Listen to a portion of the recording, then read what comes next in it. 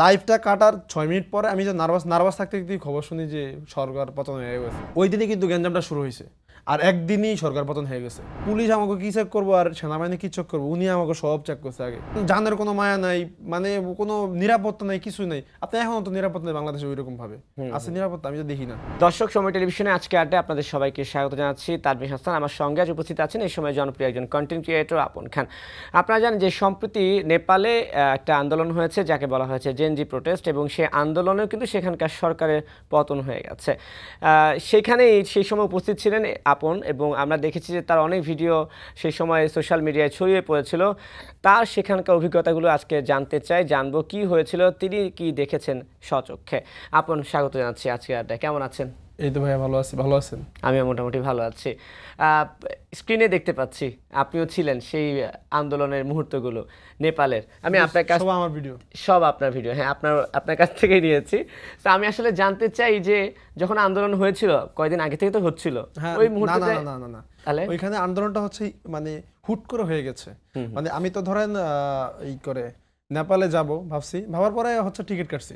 ওইখানে তো ভিসা লাগে না, অনারেবল ভিসা। তো টিকিট কাটছি হচ্ছে 1 মাস আগে, কারণ ওই টিকিটের দামটা কি আগে থেকে কাটলে কম পাওয়া যায়। পরে কাটছি, আমি তো আর জানি না যে ওইখানে কি হইতেছে না হইতেছে, বা ওইরকম আগের থেকে ওইরকম বাংলাদেশে যেমন 1 মাস আগে থেকে এটা একটা হইতেছিল আন্দোলন, বা যেই দীর্ঘদিন হতে হতে দীর্ঘদিন হতে হতে একটা পর্যায়ে গিয়ে এটা গাঢ় হয়ে গেছে। কিন্তু ওইখানে ওইরকম হয় নাই, তো সব কিছু স্বাভাবিকই ছিল। পরে আমি তো জানিও না, আর ওরকম সংবাদ প্রতিবেদনও আসে না এরকম কিছু।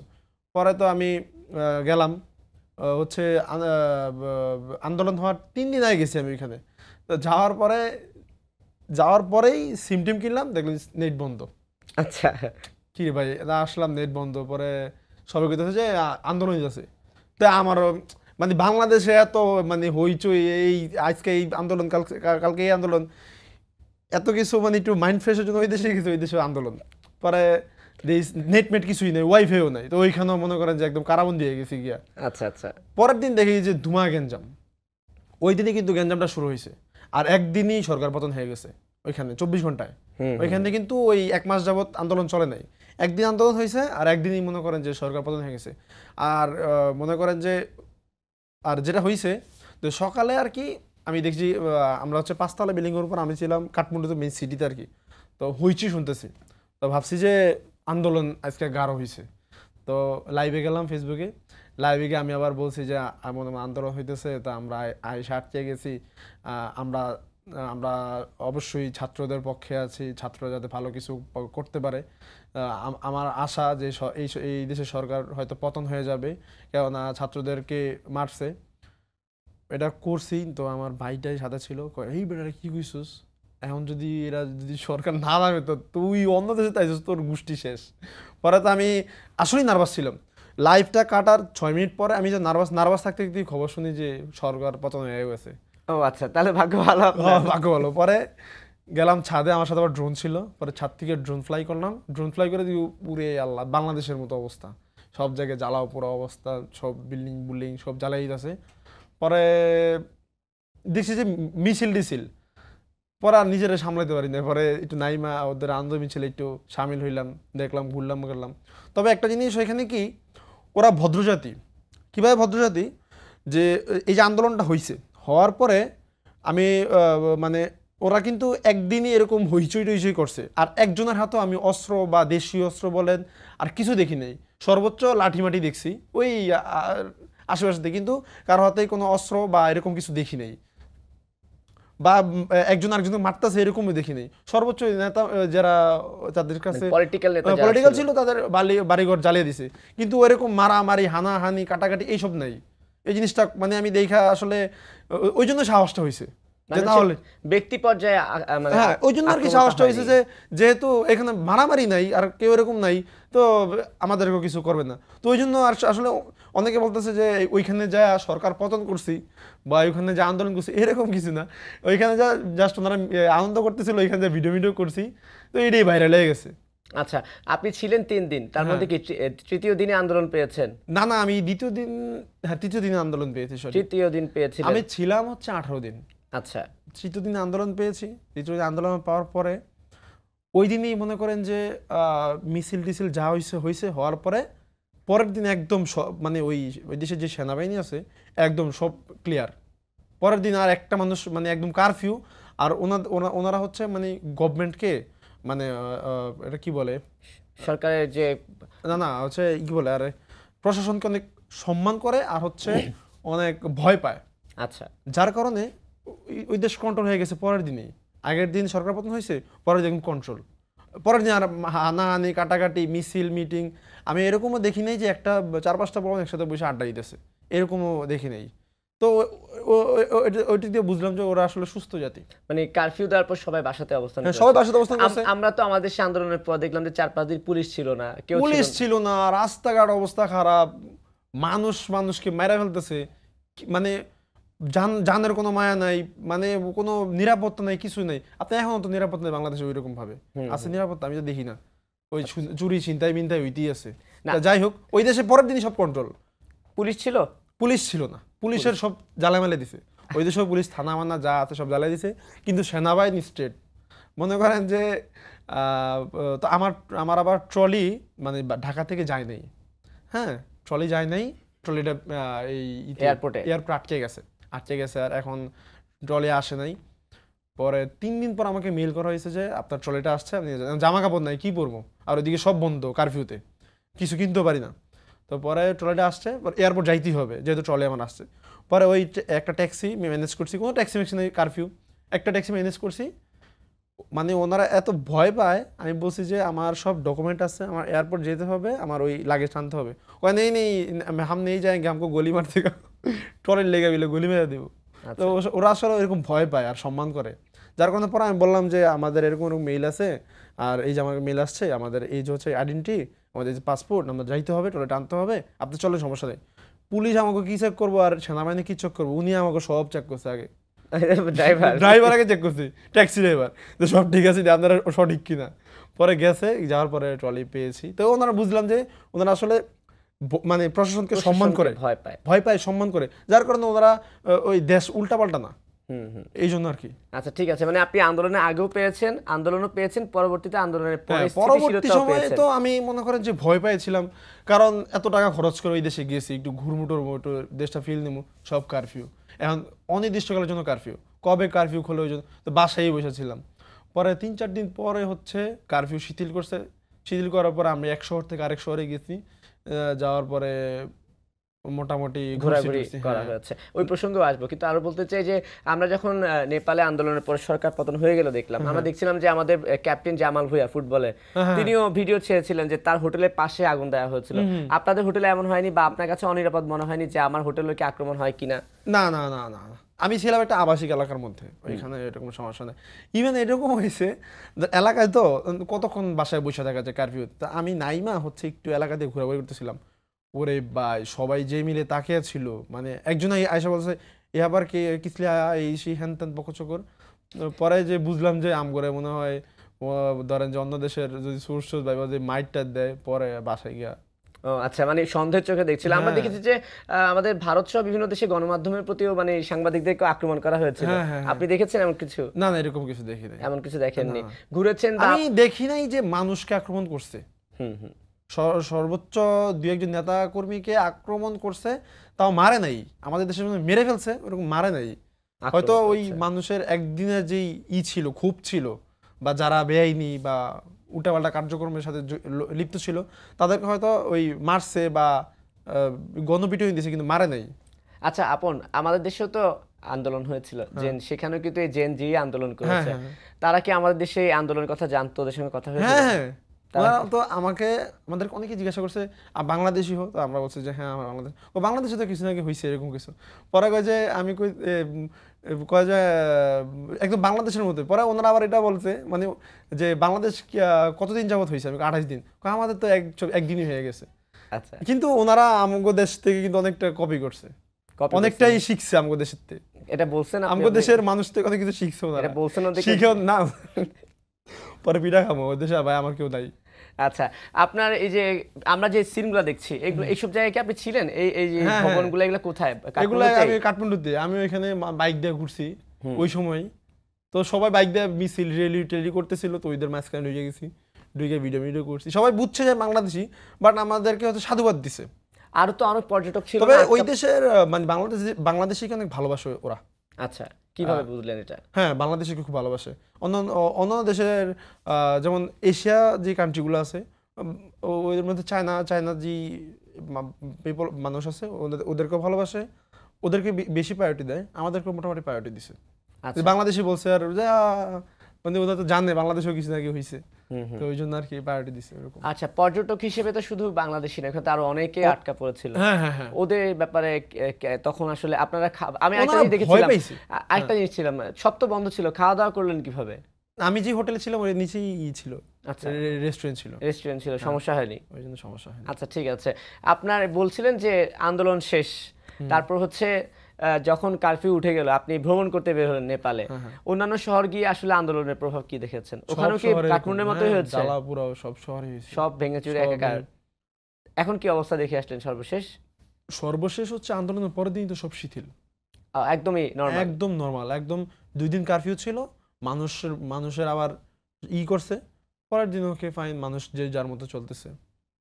তবে এরকম পরের দিন আবার আন্দোলন, এই মানে আমার কি বলে আন্দোলন করতে হবে, পরের দিন আবার আরেকটা ওইরকম বাংলাদেশের মতো এরকম হজবর হলো না। আমাদের দেশে তো আমরা দেখলাম যে আন্দোলনের পরপরই হচ্ছে যারা আন্দোলন ছিল তারা হচ্ছে তারা একটা সরকার গঠনে সহায়তা করলো, তারা অনেকেই উপদেষ্টা হয়েছে, কিংবা অনেক দিন দেখেছে যে স্কুল কলেজ বন্ধ ছিল।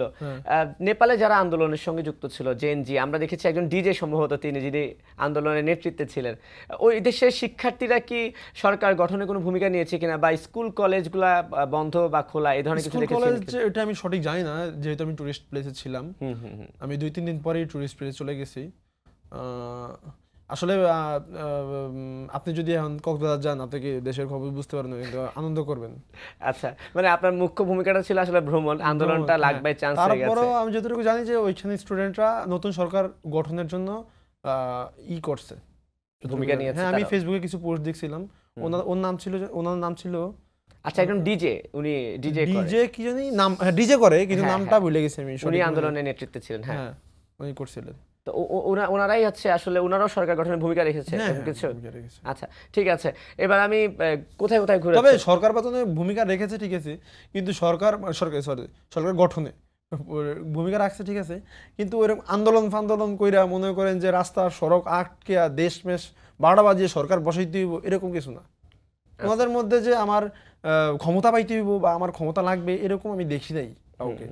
বা এই দল নিয়ে এই মিছিল, আরেক দল নিয়ে মিছিলের মধ্যে হানাহানি। আমি যেটা দেখছি যে আন্দোলনের সময়ও ধরেন আমাদের তো কি বলে সরকার পর্যায়ে একদল লোক ছিল, আবার স্টুডেন্ট একদল ছিল, কিন্তু ওইখানে সরকার পর্যায়ে কোনো লোকই ছিল না, প্রশাসন ছাড়া, পুলিশ ছাড়া কিছুই ছিল না, আর একদলে সব মানুষ। বুঝতে পারছেন বিষয়টা এরকম। আচ্ছা, আপনি তো অনেক লাকি, আপনি বাংলাদেশে একটা অভ্যুত্থান দেখেছেন, ওয়ান কাইন্ড অফ সরকার পতন হয়ে গেছে, তারপর নেপাল গিয়ে আরেকটা দেখেছেন, মানে এক লাইফে 2টা সরকার 2টা দেশের পতন দেখে ফেলেছেন। আমি যদি আপনাকে এখন তফাৎ করতে বলি, আর এই যে 2টা বিরল অভিজ্ঞতা হলো, আপনার কাছে কি মনে হয়, কেমন লাগছে এই 2টা অভিজ্ঞতা দেখে? আমার কাছে মনে করেন যে আনফরচুনেটলি হয়ে গেছে, তো আমি বুঝতে পারি নাই, আমি ভালোই লাগছে। আচ্ছা, ঠিক আছে, ওকে। আচ্ছা, আপনি এরপরে ঘুরতে গিয়েছেন কোথায় কোথায় নেপালে? মোটামুটি পোখারাতে ঘুরেছি, পোখারা অনেক পাহাড়ে ঘুরলাম, ভালোই। টুরিস্টদেরকে অনেক সম্মান করে, রেসপেক্ট করে। পুলিশ এসেছে পরে তাহলে? টুরিস্টদেরকে? আচ্ছা, টুরিস্টদেরকে, ওকে। পুলিশ তো পরে আসছেই, আমি আসার আগেও পুলিশ টুলিশ দেখাইছি, মানে পুলিশ ওকে নেমে গেছে, এখন ওকে হয়ে গেছে। হ্যাঁ, পুরো ওকে, একদম ওকে।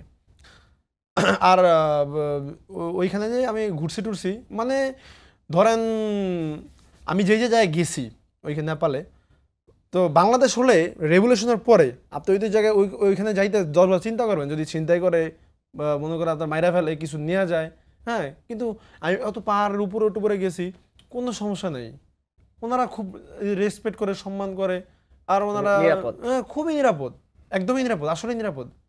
তো ওই জিনিসটা দেখছি, ওরা খুব সুস্থ, খুবই সুস্থ জাতি। নেপাল যাওয়া হয়েছে, সেখানে ভ্রমণ করা হয়েছে, অনেক দর্শনীয় স্থান, আবার দেশেও দেখা হয়েছে। নিজের কাছে কি মনে হচ্ছে যে নেপাল থেকে আসলে বাংলাদেশ কোন কোন জায়গায় পিছিয়ে আছে? কেন বিদেশিরা, মানে আপন যদি নেপাল ভ্রমণ করতে চায়, বিদেশিরা কেন বাংলাদেশে ভ্রমণ করতে আসে না? কোন কোন জায়গায় আসলে মনে হচ্ছে দুর্বলতা আছে, কি চোখে লেগেছে? দুর্বলতা হচ্ছে স্ক্যামের দিক দিয়ে আছে। নেপাল স্ক্যাম করে না এরকম না, কিন্তু ওরা ডিরেক্টলি স্ক্যাম করে না। যেমন আপনি কি বলে আপনি মানে এই প্রথমবার কক্সবাজার গিয়েছেন কিছু না, একটা অটোওয়ালা বলবেন যে একটা হোটেলে নিয়ে যাবো, ভাড়া চাবো 150 টাকা, আপনার কাছে হোটেল আছে নিয়ে যাবো দূরে, কিন্তু এখানে এটা নাই। ওইখানে ওরা খুব সলিড, খুবই ভদ্র, ওরা যেটা মানে ওরা এরকম কিছু নাই। আর হচ্ছে কক্সবাজারে আপনি বলতে যাচ্ছেন যে একজন পর্যটক গেলে তাকে আসলে বিভিন্ন কায়দার টাকা খসানোর যে ব্যাপারটা থাকে সেটা থাকে, যেটা আপনি নেপালে পাননি, এমন কিছু তো বলছেন, তাই তো? তো নেপালের হোটেলগুলো ভাড়া কেমন? হোটেলগুলো ভাড়া মোটামুটি কমই, খুবই কম। আর আমি যে হোটেলে ছিলাম খাবার দাবার সহকারে পার ডে 600 টাকা, 600 টাকা ছিল খাবার থাকা। হ্যাঁ, আর বাংলাদেশে তো পার ডে আর 1500-2000 টাকা, বাংলাদেশি টাকায় 550 টাকা ওই দেশে। আচ্ছা আচ্ছা, মানে হচ্ছে যে খরচটা অনেক বেশি, তাই তো? বাংলাদেশে না, হ্যাঁ বাংলাদেশে অনেক খরচ, আসলে অনেক খরচ। কিন্তু নেপালে মনে করেন জিনিসপত্রের দাম অনেক বেশি, এটা ট্রু। বাংলাদেশ থেকে বেশি? হ্যাঁ, বাংলাদেশ থেকে একটু বেশি। তো ওখানে বাংলাদেশি প্রোডাক্ট পাওয়া যায়? বাংলাদেশের প্রোডাক্ট পাওয়া যায়, যেমন বাংলাদেশের ফ্রুটো যেটা আছে, ফ্রুটিকা, এখানে বলে ফ্রুটি, তো ওই ফ্রুটিকা বাংলাদেশে 30 টাকা, ওইখানে 60 টাকা, এরকমই। বাংলাদেশের কিছু প্রোডাক্টের দাম অনেক বেশি। তো আর এমনি হোটেল মোটেলের ভাড়া একটু কম আছে, বাংলাদেশে ওগুলো বেশি। বাংলাদেশে আর ওইখানে মানে মানুষকে প্রাধান্য দেয়, অনেক দাম দেয়। ওইখানে বিদেশ থেকে কেউ গেলে অনেক সম্মান করে। আর বাংলাদেশে মনে করেন যে বিদেশ গেলে দুষ্টামি করে, একটা বিদেশি লোক দেখলো সাইডে দুষ্টামি করে, গালাগালাজ করে, ভিডিও করে, টিকটক বানায়। ওই জন্য আর কি এদিক দিয়ে অনেক আমাদের শিখতে হবে আর কি অনেক কিছু। এবং এমনটা আমরা দেখেছি যে কক্সবাজারে বিদেশি এসে বসে আছে, সবাই গোল হয়ে তাকে দাঁড় দিয়ে দেখছে। এই জন্যই তো বিদেশিরা এগুলো দেখে না, অনলাইনে তো এগুলো যায়, তো তারা ওই জন্য ওইরকম ভাবে ফ্রিলি আসে না। আর ওই দেশে মনে করেন যে বিদেশি চলে গেল তো গেল, কেউ ডিস্টার্ব করার মতো নেই, বা কেউ যায় সাইদা ওই জিজ্ঞাসা করা বা ভিডিও করা সেখান থেকে এরকম কিছু নাই। আচ্ছা ঠিক আছে, নেপাল ভ্রমণ শেষ, কক্সবাজার শেষ, এবার একটু আপনার কন্টেন্ট ক্রিয়েশন লাইফে চলে আসি। কেমন চলছে সবকিছু এখন? এখন তো কিছুই চলে না, সব বন্ধ আছে। কেন বন্ধ? এই ঘোরাঘুরির মধ্যে এডিট করার সময় পাই না। আচ্ছা, মানে একটা ভিডিও এডিট করতে সময় লাগে, তো ওইরকম সময়টা পাই না। কিন্তু আপনাদের তো অনেক ভক্ত আছে যারা আপনাকে খুব পছন্দ করে, তো তারা তো এই ধরনের কথা শুনে নিরাশ হবে, কারণ অনেকে বলে ইভেন অনেকে আমাকে মেইল করে গালাগালিও করে যে ভিডিও দাও না কেন, গালাগালি করে, এই বেটা ভিডিও দাস নাকি। তো ওইরকম ভাবে বুঝি যে না, আবার একটু আগের মতো হতে হবে। এমন একটা ব্যাপারও তো আছে যে এই যে আমরা এখানে যে ভিডিওটা দেখতে পাচ্ছি না আপনাদের আপনার নেপালে, অনেকে বলছে যে এই ভিডিও দিয়েই নাকি আপনি কোটিপতি হয়ে গেছেন। এটা একটা সঠিক কথা বলেছেন, মানে কোটি টাকা এসেছে। এটা হচ্ছে যে মানে এই ভিডিওটা অনেক ভিউ হয়েছে, আর নেপাল আমি যতগুলো পোস্ট করছি ততগুলো অনেক ভিউ হয়েছে। একদম টাকা আসে না যে এরকম না, মিথ্যা কথা বলে লাভ নাই। যেমন এইসব ভিডিওতে আমি অনেক সাউন্ড ইউজ করছি, এগুলোতে সাউন্ডে তো কপিরাইট ধরবই, আর 1 টাকা আয় নাই। ওইগুলো আমি ইউটিউবে তো আসছে, ওইগুলাতে আসছে, যা আসছে নেপালে ঘুরা তার 3টা বল শেষ হয়েছে। আচ্ছা, মনে করেন যে ওই একটা শহরে তার একটা শহরে, মানে আমি যে কাঠমান্ডু থেকে পোখারা গেছি বাস ভাড়ায় 2400 টাকা, আর যদি প্লেনে যাই 14,000 টাকা। তারপরে বাসে যায় ওইখানে আবার রেন্ট একটু বেশি, হোটেল মোটেলের থাইকা মাইকা কিছুই নাই। তো আসছে, ভালো এসেছে। আচ্ছা ঠিক আছে, এবার ব্যক্তি আপনার কাছে, কিন্তু যেই কোটি টাকা বলছে, হ্যাঁ সেটা কি মিথ্যা না সত্য? এই যে এই ভিডিওটাই, এটাই বলছে যে এক ভিডিওতে কোটিপতি না, এটাতে হচ্ছে সাউন্ড ইউজ করছি, এটাতে ডলার আসে নাই, কিন্তু এটাতে ভালো ভিউ গেছে, আমার মনে হয় 20 মিলিয়ন আপ গেছে, কিন্তু এটাতে ডলার আসে না একটু। মানুষ তো এটাও বলেছে যে আপনি যেখানে যাচ্ছেন সেখানে সরকার পতন হয়ে যাচ্ছে। এরপরে নেক্সট টার্গেট কোন দেশ আপনার? এরপর নেক্সট টার্গেট আমি সরকার পতন করতে যাবো না, আর হচ্ছে ভাই আমি কিন্তু ভয় পাইছি। আচ্ছা, কিসের জন্য? হ্যাঁ না, ভয় পাইছি কারণ এই যদি আমার ওই দেশে ধরে যে মিলে ঘুরছি, যদি মানুষ বুঝে ফিরাইতো, যদি ভিডিও করতে, আমরা সরকার নিয়ে মরতাছি ভিডিও করতে, ওই জন্য আমি খুব ভয় পাইছি। না, নেপাল তো যেহেতু মানে পর্যটক দেশ, পর্যটক অনেক যায়, তারপরে যে মিলে বুম টুম মারছে। কিন্তু একটা জিনিস যেটা হচ্ছে যে যেহেতু ওই সময় আন্দোলন চলছিল, সেই সময়টা আপনি ওই দেশে অবস্থান করে ওই দেশের সরকার বিরোধী কথা বলেছিলেন, সেক্ষেত্রে আপনার বিপদ হলেও হতে পারতো। হ্যাঁ, বিপদ হলেও হতে পারতো, ওই জন্য আরো বেশি ভয় পাইছি। সরকার বিরোধী কথা বলছি বলতে আমার কেন যদি মনে হয়েছিল যে আজকে সরকার নেমে যাবে, আমার কাছে যদি মনে হয়েছে, কারণ অনেক স্টুডেন্ট একদিন নেমে গেছে হুট করেই, তো ওই জন্য বইলা পড়া দেখি যে না ঠিকই হয়েছে। ঠিক আছে, ওকে আপন, একটু একটা সিরিয়াস প্রশ্ন চলে আসছি। ধরুন আপন অনেকদিন কন্টেন্ট বানাচ্ছে, কিন্তু আপনের জনপ্রিয়তাটা কিন্তু অনেকটা বেড়েছে জুলাই আগস্ট আন্দোলনের পরেই। আমরা দেখেছি যে হঠাৎ করে আপন আরো বেশি বিকশিত হয়ে গেছে। হ্যাঁ, মানে এটা হচ্ছে আন্দোলন, একদম এক্স্যাক্টলি আন্দোলনের জন্য এরকম না, না না, কিন্তু মানে ওই ওই সময় পর হচ্ছে আমরা ভিডিওতে আবার একটু ফোকাস হয়তো হয়ে গেছে, সবার টাইমিং হয়ে গেছে, দ্যাটস ওয়াই।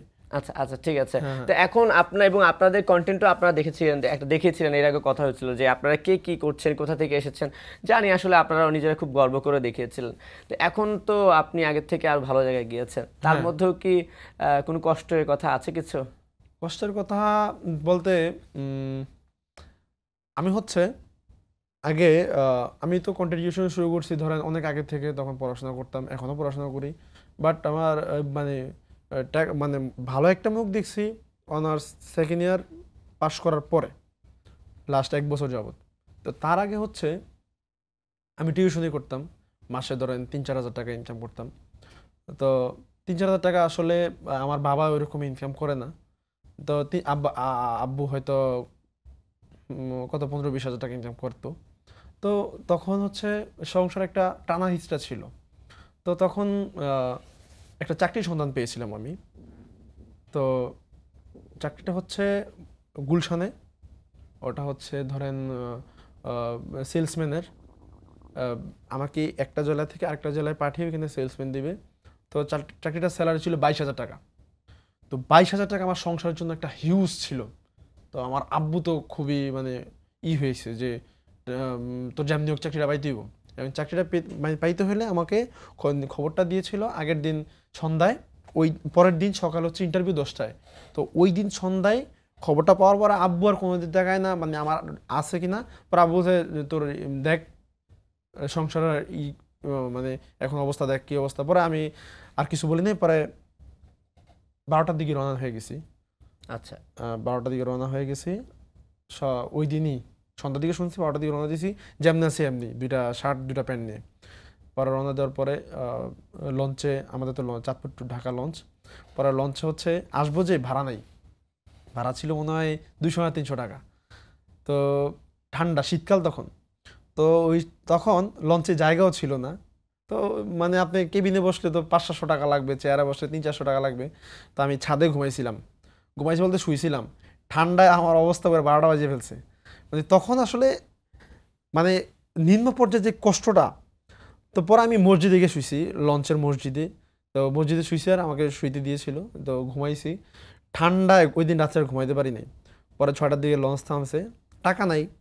পরে লঞ্চ নামছে আর বাস দিয়ে আসছি, গুলশানে আসছি। আসার পরে সব অফিস খুলবে হচ্ছে 10টায়, আমরা এসে পড়ছি 6টায়। 6টা পরে আসার পরে খিদা লাগছে। এখন কোনো গুলশানে তো প্রথম কিছুই না।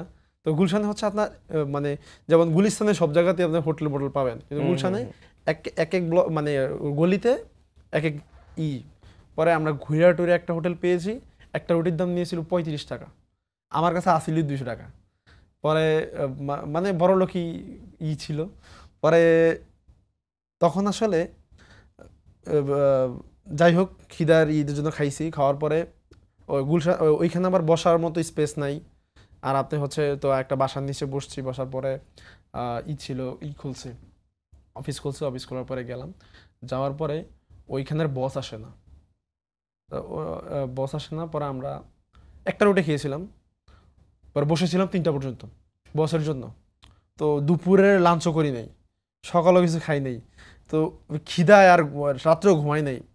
তো তারপরে খুব তখন আসলে এগুলো হয়তো লাগে নাই গায়ে, কিন্তু এখন বুঝতে পারতেছিলি কি ছিলাম। তো কি বলে বস আসছে, বস আসার পরে অনেক পোলাপান আসছিল, 200-250, সবাই অনেক নিম্নবিত্ত, কারণ সবার একটা চাকরির প্রয়োজন। আসার পরে তো সবাই স্যার বস দেখতেছিল যে কার কি কেমন পারফরমেন্স। পরে অনেকে সিলেক্ট করলো, ওনাকে সিলেক্ট করলো, ওনাকে সিলেক্ট করলো, আমাকে সিলেক্ট করে নেই। এখন আমার হচ্ছে আমার বাবার কথা মনে পড়ছে, তা আব্বু কইছে চাকরিটা পাইতে হইব। হ্যাঁ, আর আমি পড়াশোনা জানি, পড়াশোনা করতেছি, চাকরিটা পাওয়ারই কথা। আব্বু আমার আশা যে চাকরিটা পাইলে হয়তো চালাতে পারবো সংসারটা হয়তো। পরে আমাকে আর সিলেক্ট করে নাই, করেই না। আমার সাথে আরেকজন গেছিল, ওকে সিলেক্ট করছে। তো করে না কেন, বলছে যে তোমার এই দাড়ি নাই, তুমি ছোট। পরে আমার সাথে যে ছিল ও কিন্তু আমার থেকেও ছোট, ও দাড়ি ছিল, পরে ওকে নিয়েছে। পরে খুবই কষ্ট পাইছি, যাবো যে ওই ভাড়াটাও নাই, কারণ এখানে চাকরি হলে এখান থেকে আমার ট্রান্সফার করে দিবে ওনারাই। পরে কি করবো, পরে বসের জন্য দাঁড়িয়েছিলাম দরজার সামনে। পরে বসের কি বলে, বসের যে সাথে থাকে পিএস বা পিএস, হ্যাঁ, ওনার আসলে বললো আমাদের সাথে আরো 8 জন, ওনারা অনেক গরিব, আরো মেয়ে ছিল কয়েকটা। বললো যে আপনাদেরকে বস কালকে আরেকবার দেখবে, আপনারা থাকেন আজকে ঢাকায়। এখন আচ্ছা। ঢাকায় যে থাকবো ওই জায়গা নেই, গুলশানের ওইদিকে আমার বোনের বাসা আছে সদরঘাটের এইখানে, ওইখান থেকে এখানে আসবো এরকম টাকা নাই। তো কষ্টে আমি এই সিভিটা ছিঁড়ে ফেলছি, ছিঁড়া পরে হাইটেই আসছি সদরঘাট পর্যন্ত। আসছি আর অনেক কান্না করছি যে গরিব আসলে এরকমই হয়, বা যাদের থাকে। তো পরে আসার পরে 100 টাকা ছিল, লঞ্চ দিয়ে চাঁদপুর আসছি। আসার পরে আব্বু আম্মুরে বলছি যে আমার চাকরিটা হয় নাই। কেন হয় নাই, যেমন এমন আমাকে নেয় নেই, কেন নেয় নেই, এমন এমন আমি তাকে ছোড়ো।